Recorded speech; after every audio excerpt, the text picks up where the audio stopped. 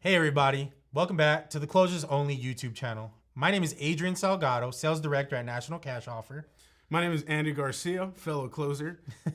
And today we're going to be sharing with you guys something that we learned pretty early on in our business, in our sales process, is the actual process, right? What we learned is that you cannot rinse and repeat if you don't have any structure or a sales process.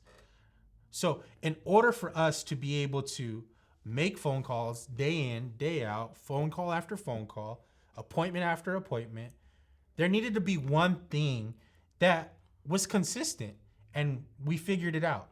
And that was the 4 phases of closing. Yes, stopping around with your head cut off like a chicken and, get a correct structure. Follow the guidelines that we use for our closings every single time and apply them into your phone calls. Adrian said it best. We noticed that every deal had 4 elements in common. So we named it the 4 phases of closing. And religiously, Adrian and myself follow these 4 phases through every deal that we've ever done. Collectively, we've closed hundreds of deals combined.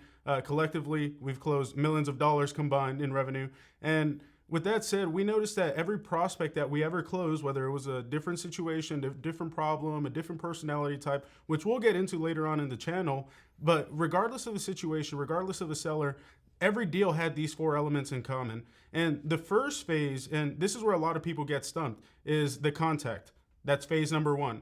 A lot of people enter this conversation and they enter the room without the proper approach. You only get one impression with your seller, and you have to make the most of it, because now in today's market, this is a game where, it's become saturated. You have to sound appealing. You have to be different than your competitor. And one of the ways that you can excel in the contact is assuming the prospect. Assume that the person that you're talking to on the other end of the line is the person that you're looking for, because if you start off by asking questions and you're unsure of who you're reaching out to, and I'll give you an example. Say I cold call Adrian and I'm like, hello, is this Adrian? Adrian's going to be like, are you the person who's trying to collect my phone bill? I know I'm past due. Just, let me catch up. They already have this expectation that the call is going to go a negative way, right? I want to emphasize on who I am at the very beginning of the phone call. And I'm going to say, hey, Adrian, this is Andy. I'm going to act like I know him. Because at that point, Adrian's going to be like, hey, what's up, man? How's it going? Do I know you? Oh, yeah, this is Andy Garcia with Offer Home. You spoke with somebody from our team earlier today. Right? And at that point, I'm in charge of the conversation. And you have to be aware that every contact consists of 3 things. Adrian, what does a contact consist of? Who, what, and why. Yes. Who you are, what's the reason you're calling, and why should they listen to you? Those are the top 3 things, the only 3 things that you should be concerned with whenever you're making a phone call, whenever you're calling a prospect.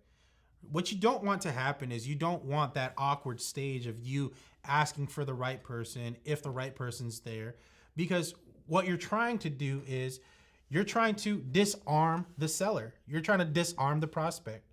And like Andy said, a helpful way to do that is by assuming the person that you're talking to and approaching the person that you're talking to like you know them, right? With that friendly tonality, with that high energy, saying, hey, Andy, how's it going?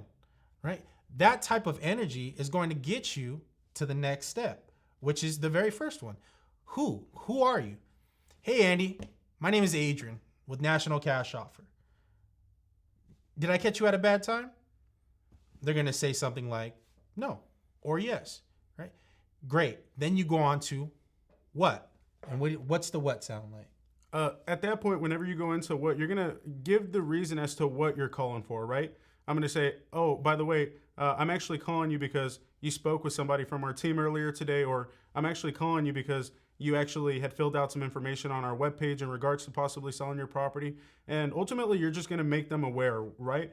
And then lastly, on the who, what, why is obviously why. Why should they listen to you?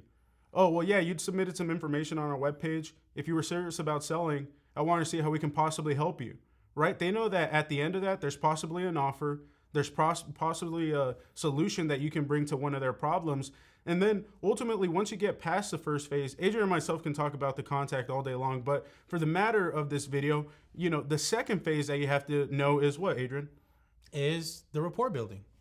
Which single-handedly, some might consider this the most important phase. And what you want to be aware of in every single phone call, Every single phone call is that you're looking to establish more than common ground, and that you're gaining friends on the other end of the line, that you're building a relationship with your sellers, right? Because people are only going to sell 1 or 2 houses in their lifetime.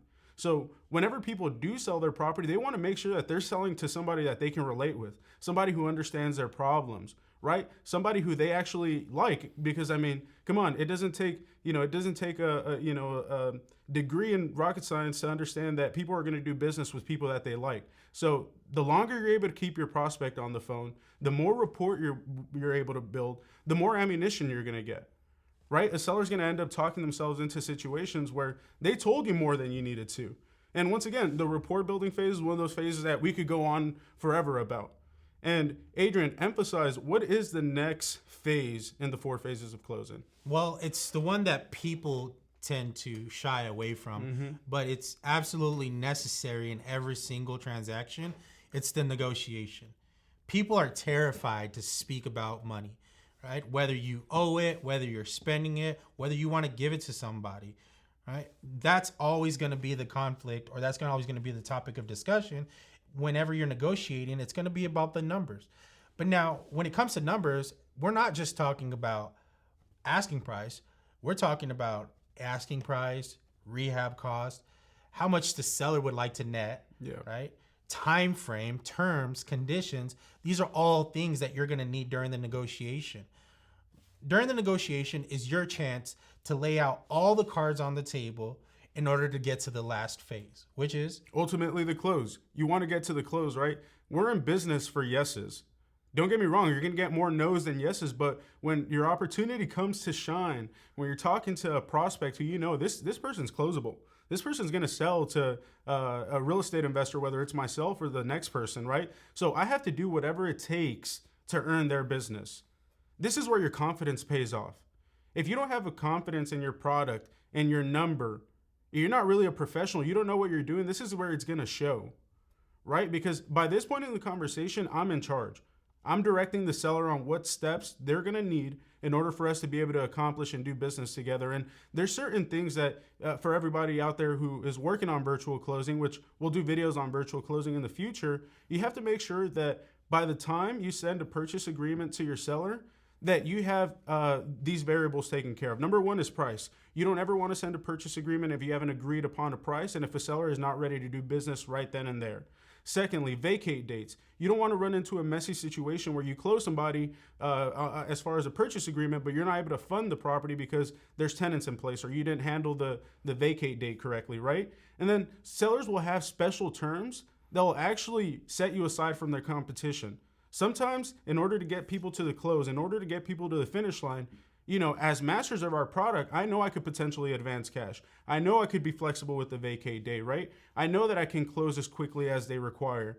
And being aware of these things during the 4th phase of the close is so important. And Adrian, just from your perspective, what's one of the biggest things that you feel in your mind, results to ultimately getting a deal? It's how many problems you can solve. How many problems you can solve.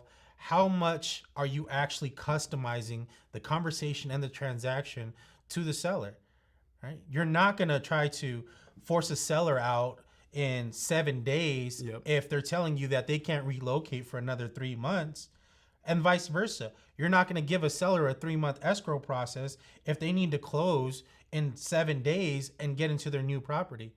So you have to be able to uncover all of the wants, needs, and concerns, and then gather them all up, present them back to the seller with a solution for every single one. Ultimately, the more problems you solve, the more likely they are to do business with you, and the more likely you are to land a big deal. So now you know. Every deal has these 4 phases in common, so you better get damn good at each of these 4 phases. And as long as you can execute that, we promise you that you'll see an influx in closings, you'll see an influx in purchase agreements acquired, right? And ultimately, that's the goal: make more money for your company. So, with that said, thank you for watching this video. We appreciate you for learning from the very best, and we can't wait to see you on the next one.